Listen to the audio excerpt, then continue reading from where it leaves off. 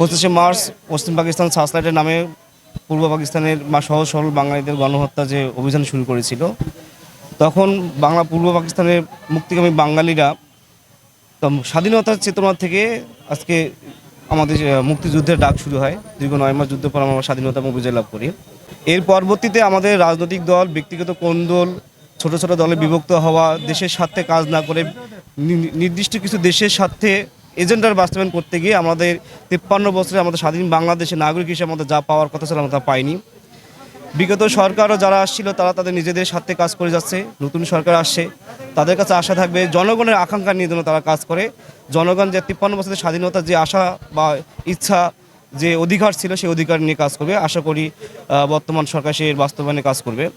2018 সাল থেকে যখন কোটা সংস্কার আন্দোলন শুরু হয়, সেই থেকে তখন নেতৃত্ব দিয়েছিল আমাদের হাসানুল মামুন ভাই। তো সেখান থেকে শুরু করে বিপিন নুরুল হক নূর এবং 19 সালের ডাকসু নির্বাচনে দীর্ঘ 23 বছর পরে ডাকসু নির্বাচন হয়েছিল।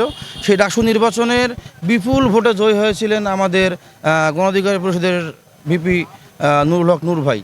তো সেখান থেকেই আমাদের প্রতিবাদী যে কণ্ঠস্বর, সেই সময় আমরা স্বৈরাচার শেখ হাসিনা সরকারের বিরুদ্ধে রাজপথ আন্দোলন সংগ্রাম গড়ে তুলেছিলাম। আপনারা সাংবাদিকরা আপনারা জানবেন, দীর্ঘ এই 5 বছরে গণ অধিকার পরিষদ ছাড়া রাজপথে আন্দোলন সংগ্রাম করার মতো এরকম সম্মুখ সারি কোনো দল ছিল কিনা আমি জানি না, আপনারা হয়তো ভালো জানবেন।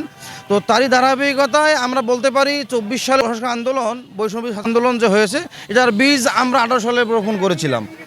আমরা মুক্তিযোদ্ধা দেখিনি, কিন্তু মুক্তিযুদ্ধের যে তাৎপর্য সেটা আসলে আমরা পাঠ্য বইয়ের মাধ্যমে জানতে পারি।